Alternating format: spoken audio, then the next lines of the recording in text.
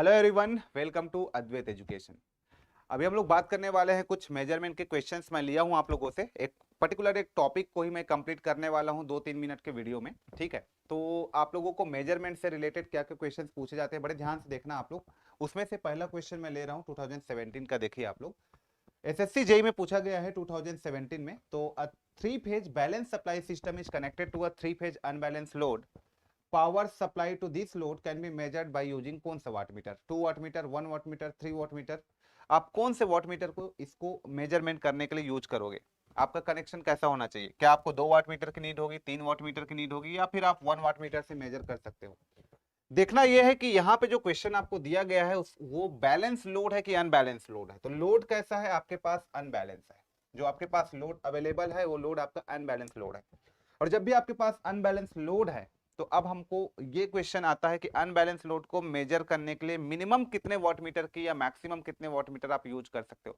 तो यदि load unbalance है, देखो आइडिया तो आपका दिया नहीं है कि सिस्टम जो है वो three phase three wire system है, ये इसके बारे में नहीं बोला गया। या फिर system three phase four wire system है, तो इसके बारे में नहीं बोला गया। कोई इंफॉर्मेशन नहीं दिया गया। इसका मतलब हम ब्लॉन्डल थ्योरम के बारे में भी सोच नहीं सकते। अभी ब्लॉन्डल थ्योरम के बारे में बिल्कुल भी सोच नहीं सकता। अभी मुझे आंसर देना है तो सिर्फ और सिर्फ अनबैलेंस लोड मेरे पास एक हिंट है, इसके बेसिस पे मुझे आंसर देना है। तो लोड मेरे पास है, अनबैलेंस है और थ्री फेज वायर सिस्टम है। मतलब थ्री फेज थ्री वायर ऐसा कुछ बोला नहीं है, थ्री फेज फोर वायर ऐसा कुछ बोला नहीं है। लोड को बस हिंट दिया गया है कि लोड कैसा है, अनबैलेंस लोड है। तो अनबैलेंस लोड को मिनिमम आपको मेजरमेंट करना है। मतलब अनबैलेंस लोड में आपको पावर को मेजरमेंट करना है। तो या तो आपको 2 वाट मीटर की नीड होगी या तो फिर आपको 3 वाट मीटर की नीड होगी। अब इसको हम लोग बारीकी से समझते हैं कि कब 2 वाट मीटर यूज करेंगे, कब 3 वाट मीटर। इसलिए क्वेश्चन को कुछ इस तरीके से फ्रेम किया गया है। तो यहाँ पे आपका आंसर 2 वाट मीटर भी हो सकता है, 3 वाट मीटर भी हो सकता है। इसका मतलब आपका आंसर 1 भी करेक्ट है, 3 भी करेक्ट है, 2 आपका करेक्ट नहीं होगा क्योंकि अनबैलेंस लोड को 1 वाट मीटर से कभी भी मेजर नहीं कर सकते। तो यहाँ पे आपका आंसर 1 एंड 3 आपका करेक्ट होगा, 1 एंड 3। अब इस क्वेश्चन में ऐसा क्यों इन्होंने फ्रेम किया, आपको समझने वाली बात आप लोगों के लिए यह है कि ये क्वेश्चन को इन्होंने ऐसा क्यों फ्रेम किया। आपको हिंट क्यों नहीं दिया गया? थ्री फेज थ्री वायर के बारे में क्यों नहीं बोला गया, या थ्री फेज फोर वायर के बारे में क्यों नहीं बोला गया? तो नहीं बोला गया, इसलिए क्वेश्चंस को ऐसा फ्रेम किया गया है। और आजकल का जो लेटेस्ट क्वेश्चन जो होता है वो ऐसे ही फ्रेम होते हैं। आपको यहाँ पे स्टेटमेंट दी जाती है और वो स्टेटमेंट में से कितने स्टेटमेंट सही है वो चेक की जाती है। डायरेक्ट क्वेश्चंस नहीं आ रहे हैं आजकल के एग्जाम में, आप लोग को भी पता है ना। कुछ स्पेशल तरीके से जो क्वेश्चन है वो फ्रेम हो रहे हैं। चलो, तो ये क्वेश्चन तो मैंने लिया, इसके थ्रू मैं आपको एक पूरा डिटेल्ड एनालिसिस देता हूं। सपोज आपके पास थ्री फेज थ्री वायर का सिस्टम है, थ्री फेज थ्री वायर का सिस्टम है। एक सिस्टम आपके पास थ्री फेज थ्री वायर का सिस्टम है, यहां पे ले लेता हूं मैं। और एक सिस्टम आपके पास थ्री फेज फोर वायर है। एक सिस्टम आपके पास थ्री फेज फोर वायर है, ठीक है। और वो जो सिस्टम यहां पे आप ले रहे हो, लेट से यहां पे आप जो सिस्टम ले रहे हो, ये सिस्टम आइदर आपका बैलेंस भी हो सकता है, अनबैलेंस भी हो सकता है। तो चलो मैं सिस्टम जो ले रहा हूं यहाँ पे इसको मैं लिख लेता हूं, यहाँ पे बैलेंस सिस्टम मान लेता हूं। मेरे पास जो सिस्टम है वो बैलेंस है, और यहाँ पे मैं अनबैलेंस सिस्टम मान लेता हूं, unbalance system. Is it clear? अब ध्यान से देखना, इसमें आप लोगों को पूछा क्या जाता है इस क्वेश्चन में। अब आपको कभी कभी यहाँ पे मिनिमम और मैक्सिमम वाट मीटर भी पूछ ली जाती है, देखते रहना आप लोग। यहाँ पे आपको मिनिमम वाट मीटर बताओ बोलेगा, और यहाँ पे आपको maximum number of watt meter बताओ। यहाँ पे भी minimum number of watt meter बताइए, यहाँ पे भी maximum number of watt meter की वैल्यू को बताइए। अब देखो, जब भी थ्री फेज थ्री वायर की बात करेगा तो एक आपके पास ब्लॉन्डल थ्योरम होता है। ब्लॉन्डल थ्योरम, ब्लॉन्डल थ्योरम, ब्लॉन्डल थ्योरम से आपको यह पता चलता है कि ब्लॉन्डल थ्योरम आपको क्या बताता है। ब्लॉन्डल थ्योरम आपको यह बताता है कि भाई आपके पास एन फेज और एन वायर सिस्टम है, N phase N wire system है, तो number of watt meter N minus one होगा। ये आपको बताता है ब्लॉन्डल थ्योरम। और ये ब्लॉन्डल थ्योरम जो होता है, चाहे सिस्टम हमारे पास कैसा हो, चाहे हमारे पास सिस्टम जो है वो आपका बैलेंस सिस्टम हो, हमारे पास जो सिस्टम है चाहे वो बैलेंस हो, चाहे हमारे पास जो सिस्टम है वो आपका अनबैलेंस सिस्टम हो, अनबैलेंस्ड सिस्टम हो, दोनों के लिए एप्लीकेबल होगा। ब्लॉन्डल थ्योरम कहां पे एप्लीकेबल होगा? N phase N wire system के लिए, चाहे सिस्टम बैलेंस हो अनबैलेंस हो, उसके लिए एप्लीकेबल होगा। और ये क्या बताता है? नंबर ऑफ वाट मीटर कितना लगेगा वो बताता है। Where N N N phase N wire system, तो इसके लिए एप्लीकेबल होगा। जैसे ब्लॉन्डल थ्योरम को आप यहाँ पे यूज कर सकते हो three phase three wire system में। एन का वैल्यू कितना है यहाँ पे? 3 है। जैसे यहाँ पे आप ब्लॉन्डल थ्योरम 4 फेज 4 वायर सिस्टम में यूज कर सकते हो। यहाँ पे एन का वैल्यू कितना है 4 है, तो यहाँ पे नंबर ऑफ वाट मीटर कितना हो जाएगा 3 - 1 मतलब 2। यहाँ पे नंबर ऑफ वाट मीटर कितना हो जाएगा, यहाँ पे नंबर ऑफ वाट मीटर 4 - 1 मतलब 3। तो ब्लॉन्डल थ्योरम ओनली एप्लीकेबल होता है N phase N wire system पे, लेकिन आपके पास 3 फेज 4 वायर सिस्टम की बात करेगा तो यहां पे ब्लॉन्डल थ्योरम जो है एप्लीकेबल नहीं होगा। यहां पे आपका ब्लॉन्डल थ्योरम जो है वो एप्लीकेबल बिल्कुल भी नहीं होगा यहां पे। तो इसी चीज को मैं आपको समझाना चाह रहा हूं कि ब्लॉन्डल थ्योरम कहां एप्लीकेबल होता है, कहां पे नहीं होता। अब चलिए हम लोग इस टेबल पे आते हैं। अब मान लो 3 फेज 3 वायर सिस्टम है, तो क्या यहाँ पे ब्लॉन्डल थ्योरम एप्लीकेबल होगा? यस, यहाँ पे आपका ब्लॉन्डल जो थ्योरम है वो एप्लीकेबल होगा। और जब ब्लॉन्डल थ्योरम एप्लीकेबल होता है तो जो नंबर ऑफ वाट मीटर होता है वो आपके पास क्या होता है, W = n - 1।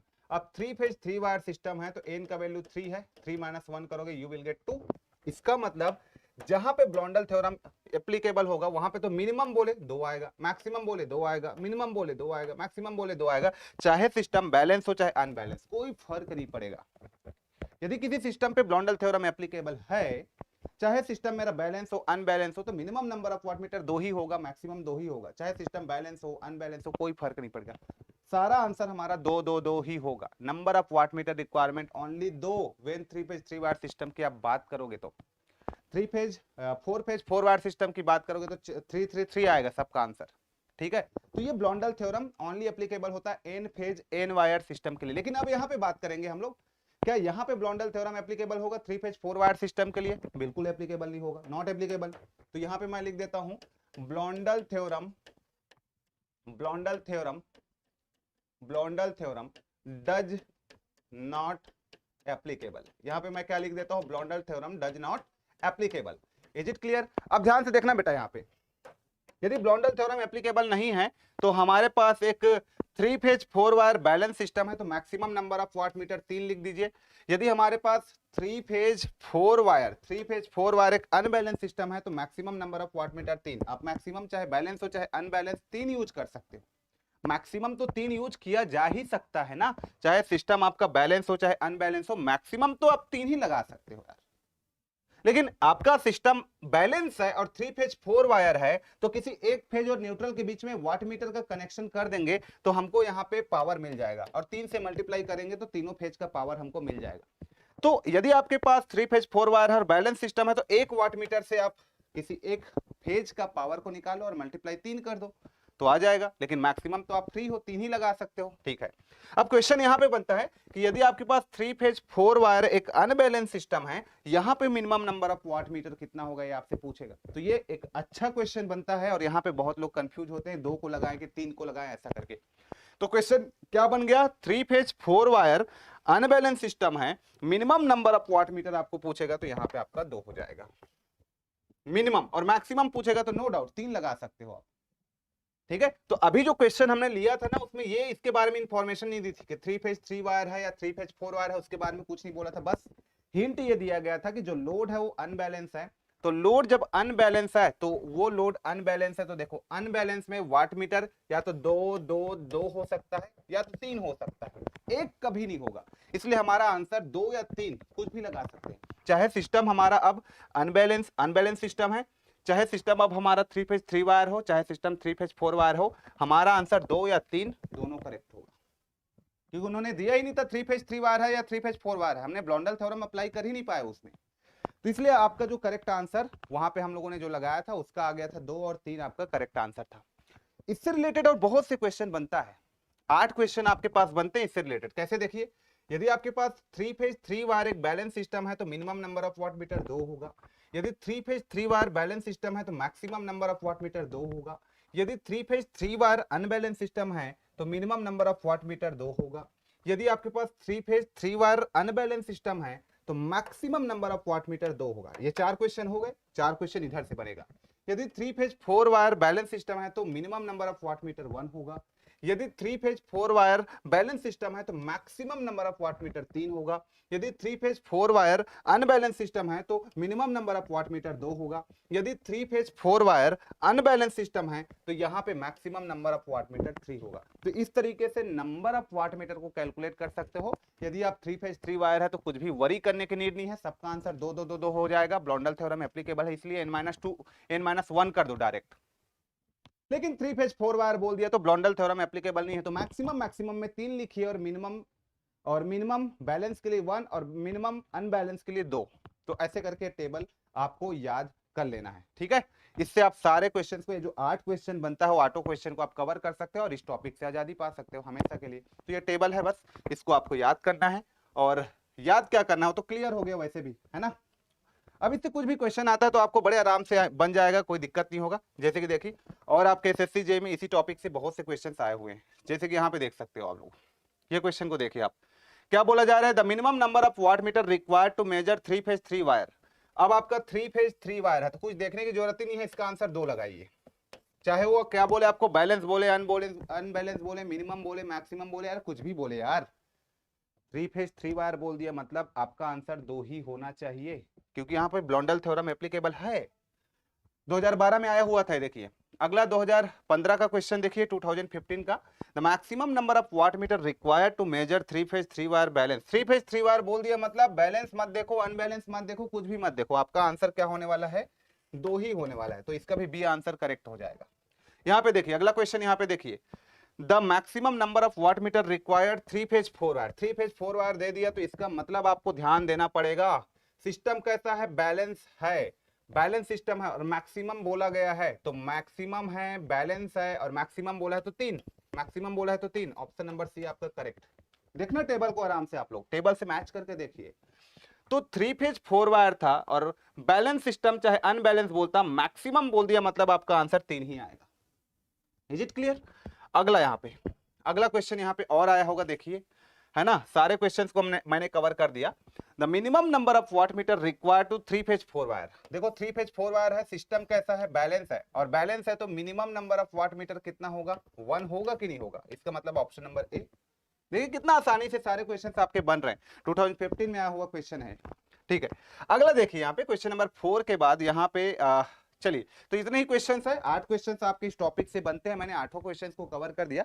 अब इंपॉर्टेंट ये है कि हम लोग, आप सभी लोगों के लिए, जितने लोग भी प्रिपरेशन करना चाहते हैं, चाहे आप 1-2 साल से प्रिपरेशन कर रहे हो या अभी फ्रेशर बच्चे आप लोग होंगे और एसएससी जेई जैसे आप एग्जाम का प्रिपरेशन करना चाहते हो, तो आप लोगों के लिए हम लोगों ने एक संकल्प बैच यहाँ पे लॉन्च किया है। एसएससी जेई के लिए स्पेशली फोकस्ड है वो बैच, जिसमें लाइव क्लासरूम प्रोग्राम रखा गया है, लाइव आपको पढ़ाया जाएगा।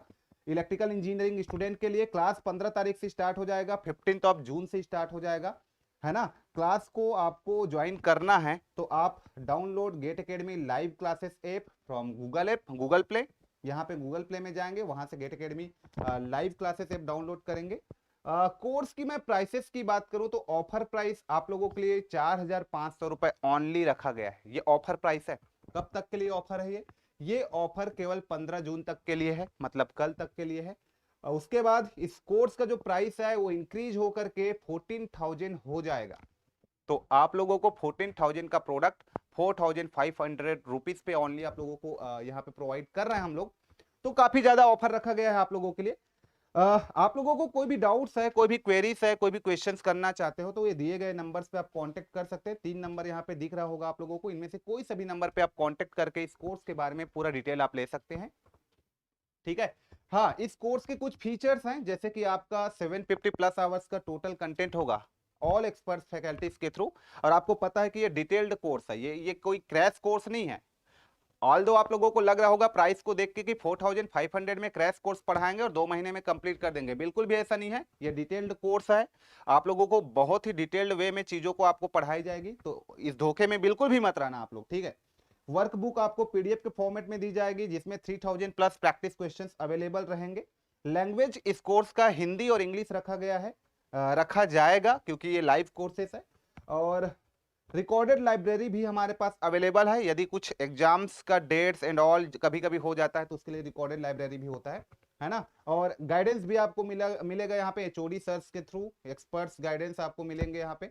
आप लोगों के डाउट्स को क्लियर करने के लिए सेपरेट टेलीग्राम ग्रुप या फिर व्हाट्सएप ग्रुप बनाई जाएगी, जिसमें आप अपने डाउट्स को क्लियर कर सकते हो, जिसमें आप लोग हमसे बातें कर सकते हो। मंथली ऑनलाइन प्रैक्टिस टेस्ट इसमें मिलेगा, वीकली प्रैक्टिस प्रॉब्लम्स आपको मिलेगा, और कोर्स की वैलिडिटी 1 साल का होने वाला है, मतलब कंप्लीटली 365 डेज की वैलिडिटी कोर्स की होने वाली है। तो ये कोर्स का डिटेल आप लोग इन दिए गए नंबर्स पे आप लोग यहाँ पे पूछ सकते हो, या तो फिर direct GATE Academy live classes app को डाउनलोड करिए आप। ठीक है, ठीक है। तो इसमें जो BEE है वो 15 तारीख से ही स्टार्ट हो रहा है, 2:45 से शाम को, मतलब 2:45 PM पे BEE स्टार्ट हो रहा है, और 5 PM में आपका जियोग्राफी स्टार्ट हो रहा है। तो टेक्निकल और नॉन टेक्निकल दोनों को हम लोग दोनों साइड से हम लोग कवर करने की कोशिश कर रहे हैं, जिसमें पहला सब्जेक्ट से आपका बेसिक इलेक्ट्रिकल और दूसरा सब्जेक्ट से आपका जियोग्राफी स्टार्ट हो रहा है। ओके, ऑफर प्राइस एक बार और बता देता हूं, 4500 रखा गया है, जो कि वैलिड है ओनली 15 जून तक। ठीक है, उसके बाद आप लोग बोलोगे कि सर कोर्स का प्राइस कम कर दो, तो फिर पॉसिबल नहीं है, क्योंकि इतने सारे फैकल्टीज आपको पढ़ाते हैं, है ना। और यही कोर्स का प्राइसेस है 4500, जो कि ऑफर है अभी। ठीक है, तो इस तरीके से मैं क्वेश्चंस का डिस्कशन आप लोगों से करते रहूंगा, है ना। आप लोग जितने लोग बच्चे जितने भी अभी मुझे देख रहे हैं, सभी लोग कमेंट करके बताना कि आज का ये डिस्कशन आप लोगों को कैसे लगा, और कमेंट बॉक्स में जरूर आप लोग आंसर करिएगा, और जो क्वेश्चन है उसका। ठीक है, और ये सेशन अच्छा लगा कि नहीं वो भी मुझे बताइएगा। और जितने लोग को भी कोर्स को परचेस करना है, ज्वाइन करना है, फटाफट कर लीजिए, क्योंकि इसमें हम लोग का क्लासेस स्टार्ट हो जाएगा, और बहुत ही सिस्टमेटिक वे में, एक बेहतर वे में आप लोगों को चीजों को हम लोग प्रोवाइड करेंगे, तो मजा भी आने वाला है। ठीक है, तो मिलते हैं नेक्स्ट वीडियो में। Till then take care, thank you so much.